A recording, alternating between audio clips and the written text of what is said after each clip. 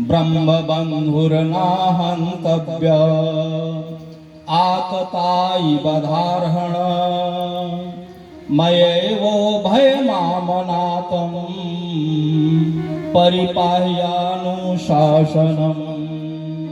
कहा कि ब्राह्मण कैसा भी उसकी हत्या नहीं करनी चाहिए, और कहा कि आतताई कोई भी हो उसको जीवित नहीं छोड़ना चाहिए। अब भगवान ने उलझा दिया। अश्वत्थामा ब्राह्मण कुल में है तो भाई इसका वध नहीं किया जाएगा, और आतताई भी है जो सोए हुए में किसी का वध कर दे, जो किसी को जला करके मार दे, जो धोखे से किसी को मार दे, जो अकारण किसी का वध कर दे, उसे आतताई कहते हैं। और उसका वध करने में शास्त्र कोई दोष नहीं मानता है, चाहे वह कोई भी।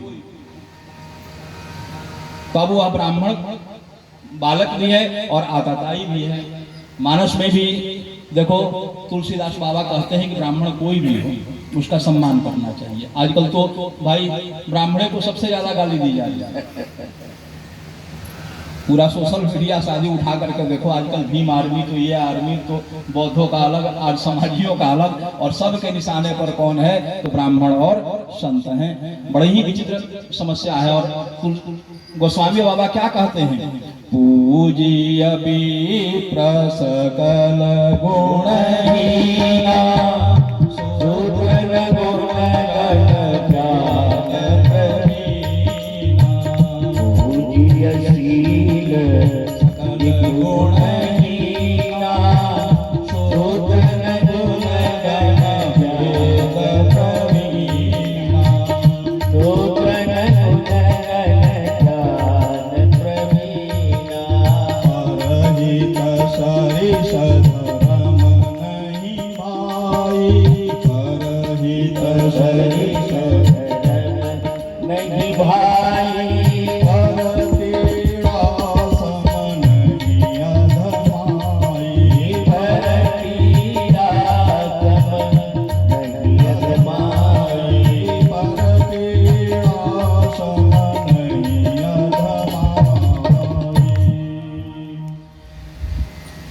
अर्जुन भी बड़े चिंतन में पड़े, क्या करें।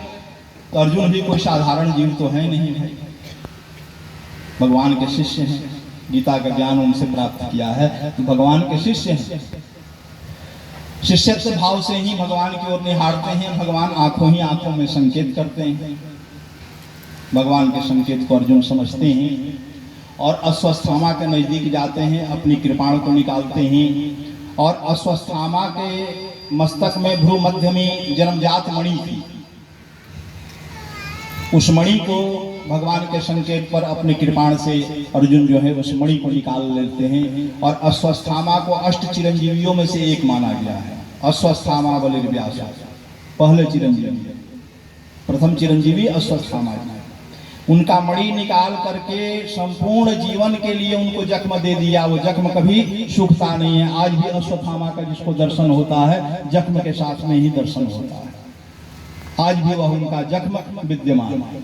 उस मणि को निकाल लिया और उनको तिरस्कार किया, अपमानित किया, उनका वध नहीं किया, उनका तिरस्कार किया, अपमानित किया और धक्के मार करके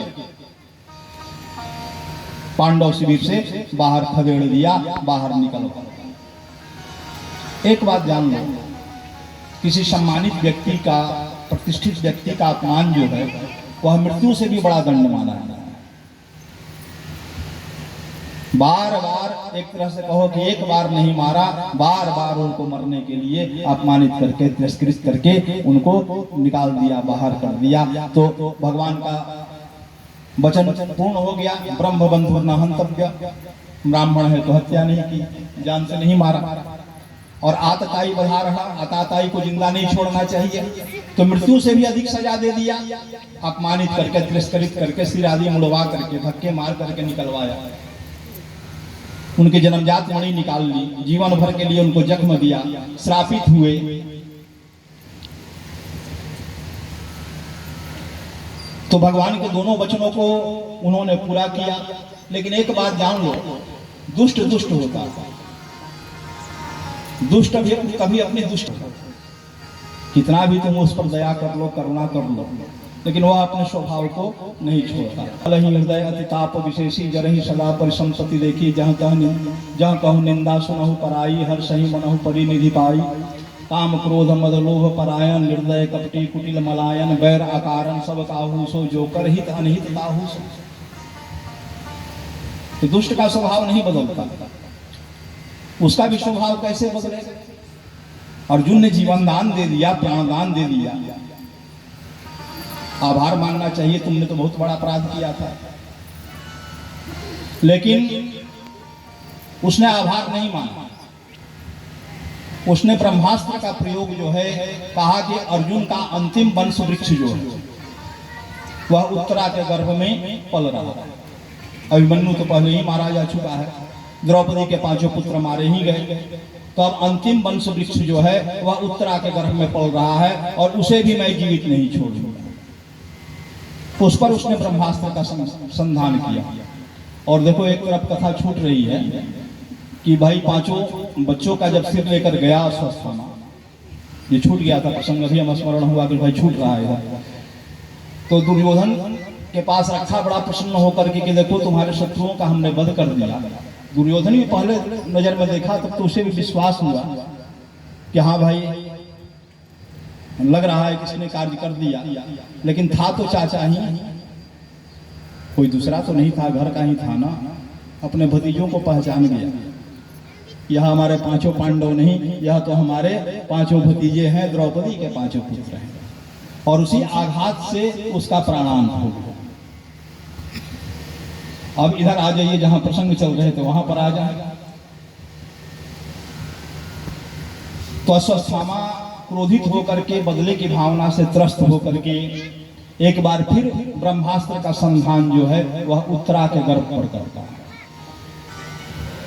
और जब वह ब्रह्मास्त्र उत्तरा के गर्भ के समीप पहुंचता है, जब उस ब्रह्मास्त्र के ताप से उत्तरा को पीड़ा होने लगती है, तो उत्तरा ना अपने ससुर के पास गई, ना अपने सास के पास गई, किसी के पास नहीं गई, पति तो थे ही नहीं, किसी के पास नहीं गई।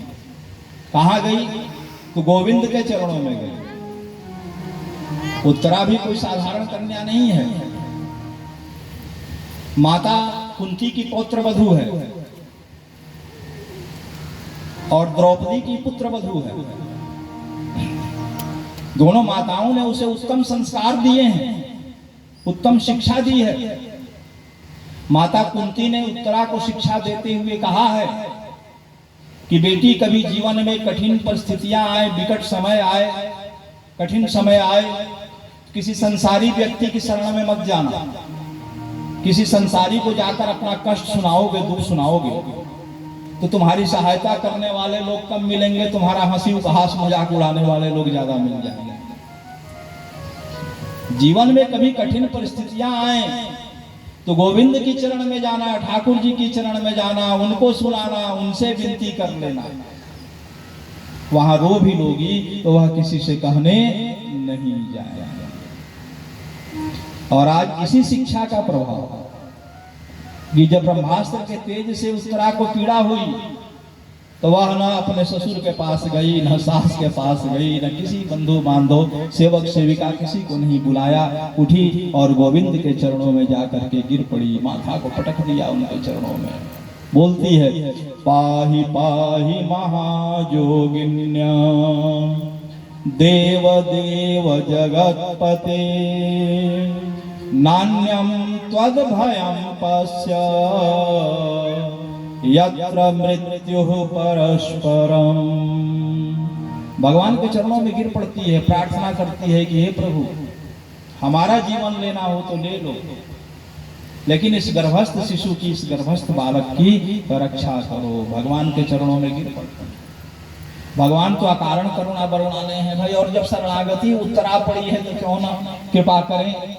साक्षात भगवान प्रकट होते हैं, एक अंश से उत्तरा के सम्मुख खड़े होते हैं, उत्तरा के मस्तक पर हाथ रखते हैं, बेटी घबराओ मत, और दूसरे अंश से भगवान उत्तरा के गर्भ में प्रवेश कर जाते हैं। और उत्तरा के गर्भ में प्रवेश करके भगवान अपनी कौमुदकी गदा को निकालते हैं और चक्र की भांति घुमा करके उससे ब्रह्मास्त्र के तेज का निवारण करते हैं, ब्रह्मास्त्र को रोकते हैं। और फिर तब तक परीक्षित जी जो हैं वह काल को प्राप्त हो चुके थे। गर्भ में ही भगवान फिर परीक्षित जी महाराज को पुनः जीवन प्रदान करते हैं और चतुर्भुज स्वरूप का दर्शन भी उनको गर्भ में ही प्रदान करते हैं।